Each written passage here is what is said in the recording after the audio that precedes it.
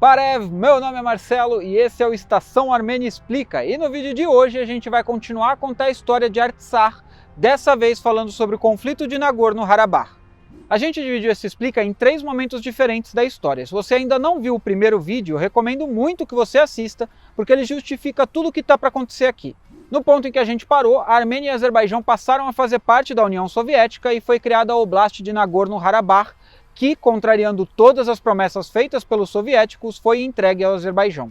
Antes de continuar, vamos falar do histórico da presença azerbaijana na região. O Azerbaijão surge na região do Cáucaso como parte da dinastia túrquica a partir de meados do século XI, ganhando força com as invasões otomanas nos séculos seguintes. A primeira vez em que se estabelecem como um estado autônomo é em 1918, após a Revolução Russa e a derrota otomana na Grande Guerra. Durante as várias mudanças de domínio de império que acontecem no Cáucaso, os povos que formariam o Azerbaijão ocupam junto com o Império Persa parte da região de Karabakh, principalmente nas áreas mais baixas, mas nunca chegaram nem perto de ser maioria na região. A disputa para o Azerbaijão, após o fim da Transcaucásia, era muito mais motivada por poder territorial do que por histórico na região. E ainda para botar mais lenha na fogueira, os armênios são majoritariamente cristãos e a religião majoritária azeri é o Islã xiita. Na verdade, para falar dessa disputa por completo, a gente deveria incluir aqui também as regiões de Nakhitchevan e Zangezur, que a gente citou no último vídeo. Mas a gente não vai entrar nelas para não deixar esse vídeo mais longo do que ele já é, e a gente deixa para falar em um outro Explica no futuro. Durante os anos de Oblast, o Azerbaijão adotou uma política de aumentar a população nas cidades de Karabakh, lembrando muito a política do panturquismo adotada pelo governo otomano em 1915. Sendo que boa parte da população também era deslocada para cidades no entorno da Oblast. Em 1968, a população de Karabakh envia uma carta ao governo da Armênia no qual faz um apelo por ajuda, dizendo que a situação estava pior do que nunca sobre a tirania de Khans e Mussavats. Como já dissemos por aqui, a Armênia Soviética tentou por várias vezes anexar a Oblast, mas essas propostas não tiveram apoio de Moscou. Com a chegada de Gorbachev ao poder e das políticas da Perestroika e Glasnost, os armênios começaram a se preparar para reivindicar seus direitos graças às novas políticas de abertura e reestruturação. Em 1988, ativistas corriam por Nagorno-Karabakh coletando assinaturas em um referendo de unificação com a Armênia. Milhares de pessoas se juntam no centro de Yerevan para mostrar apoio à unificação. A petição continha mais de 75 mil assinaturas, mas, de novo, não foi endossada por Moscou. Nessa época é criado o Comitê de Karabakh, um grupo político com a intenção de levar a região para o caminho da sua libertação e formado por intelectuais locais, entre eles Levon Ter-Petrosyan. No dia 20 de fevereiro, deputados armênios aprovam uma moção para anexar Karabakh. Começam os primeiros confrontos entre armênios e azerbaijanos nas vilas de Nagorno-Karabakh, mas é em Sumgait, cidade azerbaijana a 30 quilômetros da capital Baku, em que acontece a demonstração de que ponto o governo azerbaijano estava disposto a chegar. No dia 26 de fevereiro de 1988, acontece uma perseguição sistemática aos armênios que viviam na região, com a complacência das autoridades e polícia azerbaijanas. Centenas de armênios são mortos nas ruas da cidade, em uma mensagem clara de que o Azerbaijão não aceitaria armênios vivendo em seus territórios. O massacre de Sumgait também serviu de estopim para outros ataques similares dentro do Azerbaijão. A libertação de Karabakh passou a ser uma questão de sobrevivência. Em dezembro de 1988, a Armênia é abalada pelo sismo de Spitak, que a gente já falou aqui no Explica. As autoridades soviéticas aproveitam do caos que o país vivia para prender os integrantes do Comitê de Karabakh e colocam um militar azerbaijano para administrar a região. A tensão só aumentou e confrontos entre civis viraram rotina. Uma aeronave comercial vinda da Armênia é derrubada por azerbaijanos, matando todos os 46 passageiros. Em janeiro de 1990, é a vez de Baku expulsar os últimos armênios que restavam na cidade, inspirados pelos massacres de Sumgait. Novamente, centenas de armênios são expulsos de suas casas, arrastados pela cidade e mortos nas ruas. A polícia, assim como o governo, não fez nada para impedir os ataques. Os sobreviventes são todos deportados para Baku, com as marcas da violência em seus corpos. Como o Azerbaijão não agiu para parar os ataques, o exército de Moscou intervém na cidade para restaurar a ordem. Tanques invadem a capital e confrontam a população. A intervenção de Moscou serviu de estopim para uma resposta nacionalista do Azerbaijão. Enquanto isso, na Armênia, os integrantes do Comitê de Karabakh são libertados e criam um novo partido político em Yerevan, que também alçou os armênios a quebrarem o vínculo com a União Soviética e declararem a sua independência, como a gente também já falou aqui no Explica. Levon Ter-Petrosyan se torna o primeiro presidente da Armênia. Enquanto a Armênia se afasta de Moscou, o Azerbaijão aproveita para se aproximar da União Soviética uma última vez, com interesse em apoio político para manter Karabakh. Esse apoio garante ao Azerbaijão força militar para uma operação nas principais cidades de Harabach, atacando e expulsando armênios para evitar uma possível retomada. A população armênia é deportada de 21 vilas e dezenas de armênios são mortos. Os ataques não se limitam a Harabach, mas também acontecem na fronteira noroeste da Armênia com o Azerbaijão, na província de Tavush. E no dia 2 de setembro de 1991, os armênios da região proclamam a República de Nagorno-Karabakh, com a capital em Stepanakert. Artur Mirtyan é eleito primeiro presidente do Conselho Supremo. Com a dissolução da União Soviética, Armênia e Azerbaijão oficializam sua independência. Agora não há mais freios para os ataques do Azerbaijão e a comunidade internacional fecha os olhos para o que acontecia na região. A guerra começa de fato. Harabach não tinha na época um acesso direto à Armênia, estando cercado por todos os lados pelo Azerbaijão.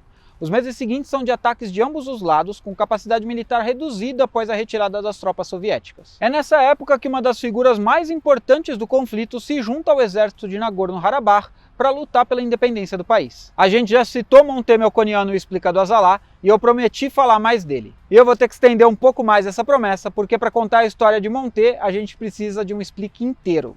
Enquanto as tropas de Harabach se concentram em Stepanakert, um dos postos dos militares azerbaijanos é a cidade de Shushi. De lá, o exército azerbaijano tenta atacar vilarejos vizinhos. Em 26 de janeiro de 1992, em uma tentativa de tomar Carintak, o exército azerbaijano sucumbe às tropas da cidade e recua. Em 26 de fevereiro de 1992, a cidade de Rojali, também largamente habitada por azerbaijanos, foi vítima de um movimento estratégico do exército de seu próprio país. A cidade ficava a apenas 10 quilômetros de Stepanakert e era um dos mais importantes postos do exército azerbaijano, além de abrigar o único aeroporto de Harabach. Em um movimento habitual de guerra, os armênios sinalizam que tentariam atacar a região para que houvesse tempo de evacuar os civis. Em um plano sádico, as tropas azerbaijanas organizam a retirada da população durante a noite em meio às montanhas e, na verdade, os conduzem justamente para a linha de frente do confronto. Quando as tropas armênias chegam para o ataque, os militares azerbaijanos atacaram em meio à população, usando seus civis como escudo humano. Como resultado, centenas de pessoas são mortas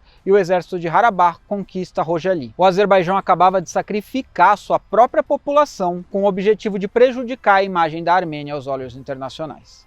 Em abril, uma ofensiva azerbaijana às vilas de Maragá e Magurchevan vitima vários civis armênios da cidade que estavam em suas casas no momento do ataque. Mais de uma centena de armênios morreram nos ataques e algumas horas depois o exército azerbaijano recua. A ofensiva tinha sido apenas para atacar a população. Shushi era agora a principal posição azerbaijana dentro de Harabach.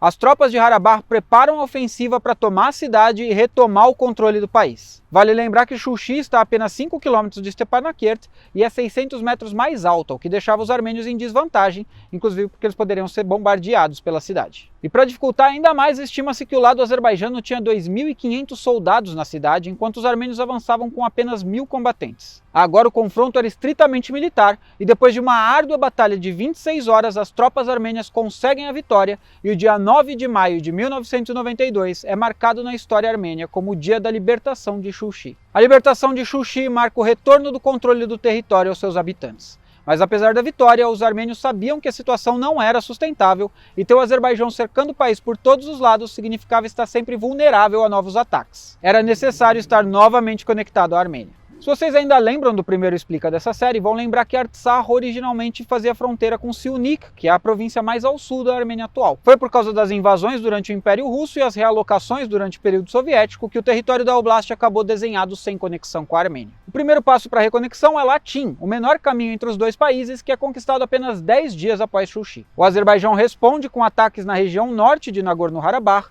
tomando controle do distrito de Shahrumian. Pouco a pouco o exército azerbaijano avança e em setembro de 1992 já ocupavam quase metade do território de Harabach. O ministro de Defesa da Armênia, Vazgen Sargsyan, faz um apelo à população para que fosse ao fronte de batalha lutar para defender Harabach. A partir do final de 92, a estratégia é ganhar mais apoio territorial e diminuir os pontos de vulnerabilidade do país. Exércitos da Armênia e de Harabach tomam a região de Keobajar entre os países. A tomada é planejada e nenhum civil foi morto na operação. Agora, a Armênia tinha uma conexão mais próxima com Harabach. Com a vantagem territorial de Keobajar, o exército de Harabach consegue retomar boa parte de Shahrumian e outras regiões ocupadas. E o exército armênio ocupa as regiões ao sul de Harabach, fortalecendo a região como um todo. Agdam é a última posição tomada pelo exército de Harabach em julho de 1993. Todas essas tomadas de território seguiram os movimentos das últimas operações, evitando mortes desnecessárias. E é sempre importante lembrar que o que normalmente é usado para definir a região de Harabach é a oblast criada pela União Soviética,